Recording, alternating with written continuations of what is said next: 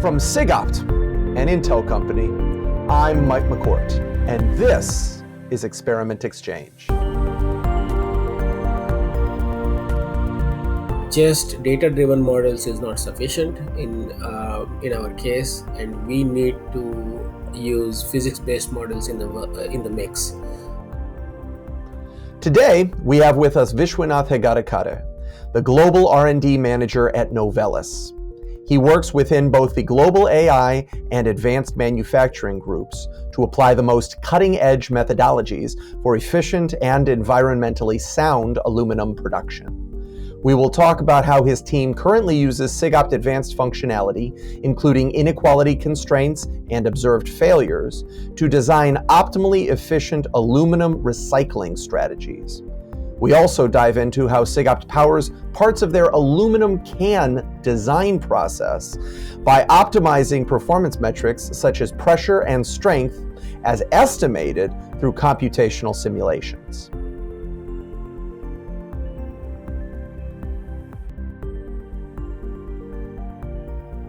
All right, ladies and gentlemen, thank you for joining us again for another installment of SigOpt's Experiment Exchanges.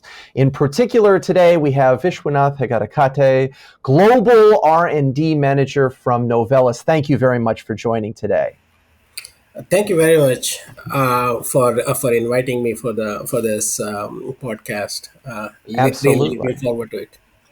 This is a great pleasure. In particular, Vish was a panel member during the SigOpt Summit, talking about the importance of experimental design when designing very expensive, perhaps, decisions that are made in the business process, maybe the manufacturing of certain things, or it could be in the recovery of certain things for environmental purposes. And in particular, I really want the audience to hear more about what you're doing right now at Novelis, because I think it's very exciting, and I know they will too. Okay, now we're doing quite a bit of exciting things at Novelis. Novelis being the world's largest producer of flat-rolled aluminum sheets. Our aluminum sheets are used in making beverage cans, in making cars and trucks, and also more recently with our acquisition we have entered the aerospace market as well, and then we have presence in what we call as the specialty market, which is neither beverage can nor auto nor aerospace. So rest of the things are specialty market for us. So within R&D, we have been using artificial intelligence for a while now, about 3.5 years to be precise, and we have looked at various applications. So I'll talk about a few of them. So one of them is designing new aluminum alloys with attractive properties. So exploring new design space and speeding up the design process itself.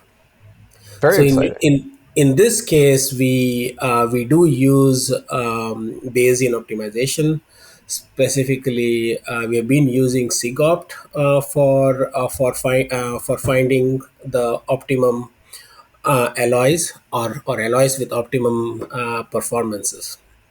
Tell us about what those performances are. What sort of metrics are you studying here? So in this particular case, we were actually looking at what is called as what is termed as 6000 series aluminum alloys. They have applications in the automotive industry, and the performance requirements were around strength, ductility, corrosion performance, and material anisotropy. All of this put together, we were trying to figure out what is the best alloy that has the optimum performance. Excellent. So how is, in that case, you're talking about several different metrics. How do you go about defining optimum when you have these different metrics at play here? Well, there is a little bit of, there is quite a bit of heuristics involved here. So we talk to our metallurgists and our engineers who work with our customers from our customer solution centers, where we get these requirements on what our customers are looking for in the next generation aluminum alloys that Novelis is expected to supply. So Excellent. that's how we know about what kind of performances we need to target for. Okay.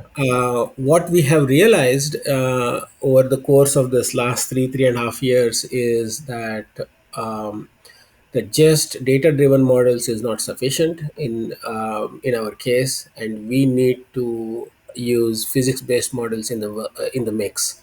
And so we are using the term physics informed machine learning. So there are physics based models which are generating data, and that data is used to train the machine learning models.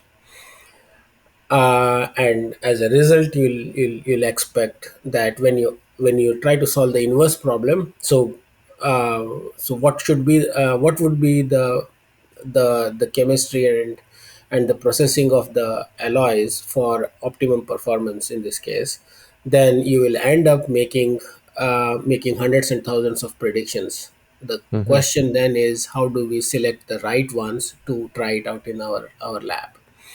And that's where all these performance criteria comes in, and that's where Bayesian optimization comes in as well. So that's And how a tool like SigOpt can be useful there in helping make these decisions. right, so we've been using it in two different places. One is to go towards the optimum, and the other one is so which means that we'll have to evaluate the physics based models, which are computationally intensive. Um, the and and the aim there is to reduce the number of such iterations, and so Hmm. Bayesian optimization helps there. Hmm. And at another level, Bayesian optimization is also used for tuning the parameters in the physics based models. Excellent. That makes a great deal of sense. So it's two different roles here. You've got one role where you are trying to just tune an ML model in the standard way we might think about hyperparameter optimization. But then you've got this other, as you described it, I think it's a great word, inverse problem here, where you're saying we aspire to this specific outcome. What design can be made in order to achieve that? And in particular, you talked about the idea that the impact of different design decisions is, in this case, estimated or approximated through numerical simulation, which is, I think, exactly to your point, extremely costly, even though people have been spending, including myself when I was younger, a lot of time trying to make these simulations faster.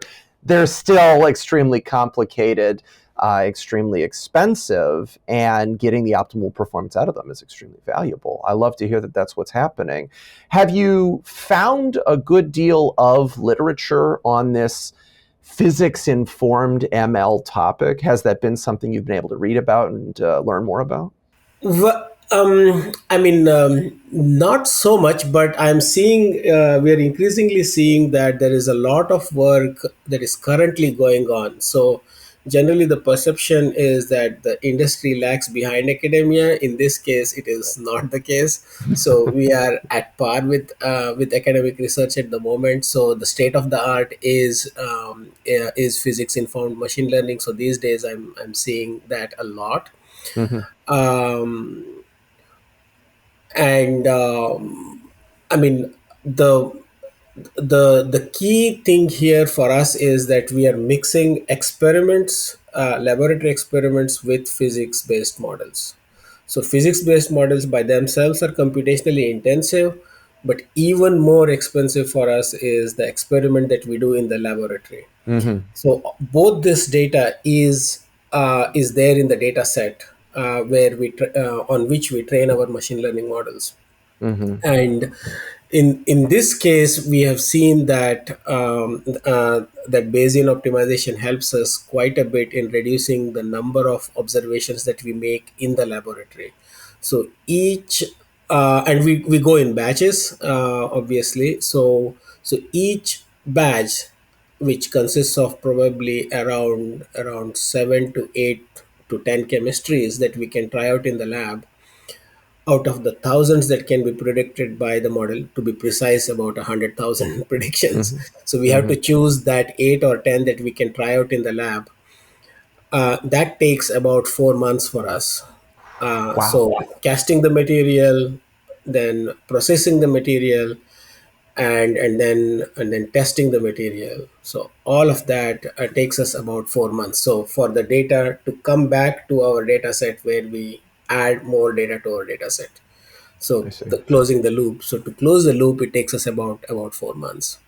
So that's where I mean, this is not the only activity we do.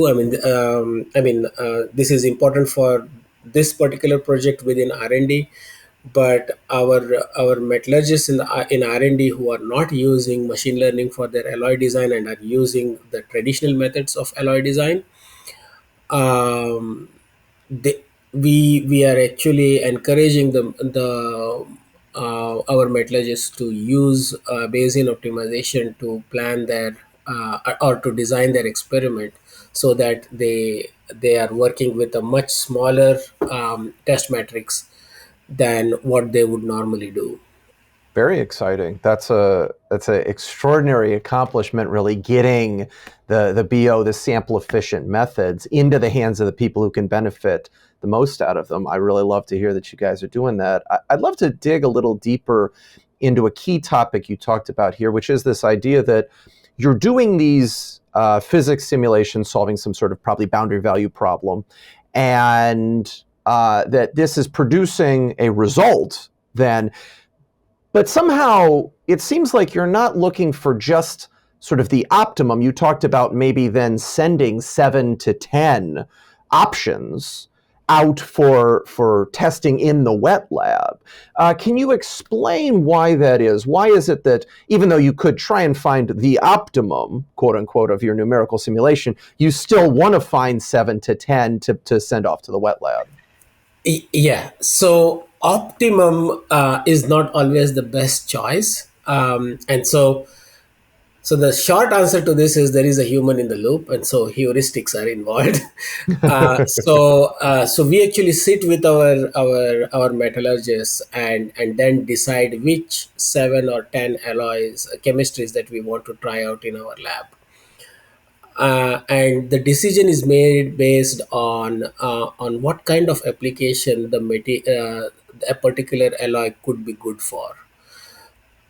Even within the 6000 series aluminum alloy series, you will see that the material can be used for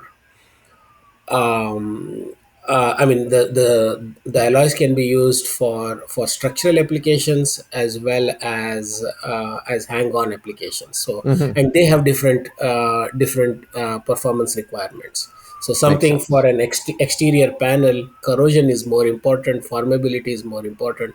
Something for a structural application like a door intrusion beam, uh, you need more strength. Makes So sense. so that's why we kind of actually compromise on certain things, and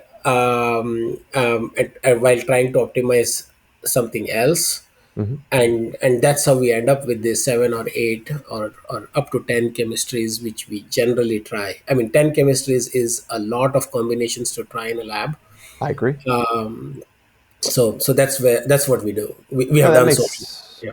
perfectly good sense. And I think in a lot of these human in the loop situations, at the end of the day, somehow what you're trying to optimize is not something that you can compute in the computer. The computer can point you in the right direction, but the actual thing you want to optimize, it's part of a much bigger, more complicated, in some cases even maybe uncomputable process. You might be just talking about preferences at some point. So maybe there aren't even numbers floating around. It's exciting to hear that you guys are what I consider to be really at the cutting edge there. You're making it happen as well as you can using all the materials and devices at play for you, which then brings me to my final question. What's coming up for you guys next? What should we be looking forward to from Novelis in 2022? Oh, well, I mean, next year is going to be quite exciting for us because there are several projects that are actually coming to fruition. The alloys that we tested do look very encouraging, and then the bigger question would be about how do we design alloys where we increase the scrap content as well as reduce the prime aluminum usage, and thus make a sustainable product. So that's one of them. And on our so we also work on our customer products. So for example, beverage cans, we have built an autonomous design framework for beverage can lids, for example. Wow. Okay. And in this case, we are using Bayesian optimization to run physics-based models, and our physics-based models have been validated with experiments. So they're very good. We know that about our physics-based models. Unlike in our alloy design case, where things, I mean, where we cannot describe the physics completely, so we'll have to work with physics plus experiments. In this Hmm. case, we can just work with the physics-based models. Excellent. And we've been looking at a couple of Bayesian optimization tools. In this case, what we saw was um, that SigOpt performs extremely well when it comes uh, to going towards the optimum. So we have tried this with a single parameter as well as a two parameters as targets. So we have uh, a Pareto front that we are working with. And I what love we to hear saw that. was that every iteration, SigOpt is driving the computations towards the Pareto front, right, towards Hmm. where we need to be. And we also tried AX, and AX gives similar results, but what it does is that its surrogate model, after going towards the optimum, then it actually moves away from the optimum and starts exploring the rest of the space. So the surrogate model could be used from AX for learning the parameter space itself. And if we want to go very quickly towards the optimum and have several suggestions on the Pareto front, then we have seen that SIGOP performs extremely well. That's very good to know. I will make sure the research team knows that you've been Yeah, we enjoying are using interested. it. Yes, yeah, we want to work with SIGOP to basically understand a little bit more about the surrogate model, so that we could use the surrogate model to replace our physics-based models Hmm. going into the future. Could be exciting. So that's the direction where we are going. Very good. Very good. And obviously, one of the great things we get to do here at SigOpt is work closely with our customers. It's been a pleasure to work with you in the past, and in particular to learn about the positive impact you've had through your recycling of scrap and your attempts to improve sustainability of your metal fabrication process. So it's really exciting. Also, thank you so much for telling us about it. I know we're coming up here on time. Anything else you want to let people know? Anything else people should be excited about? No, nothing other than what I've already said. Very So good. look out for the space. Novelis is doing some exciting things, I like it. and we'll be announcing them soon. And we'll be looking forward to hopefully getting back to some in-person meetings in the next little Yes. bit here. All Yeah. right. Yeah. All right. Very All right. good. Thank you, Mike. Thank you very Thank much. you, Vish, for spending some time with us today. And thank you all for joining us for another installment of SigOpt's Experiment Exchange. Take care.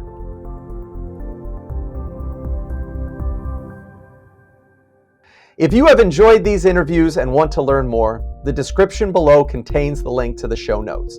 There you will find links to the papers we reference, supplemental material, and a transcription. We hope to see you here next time on Experiment Exchange.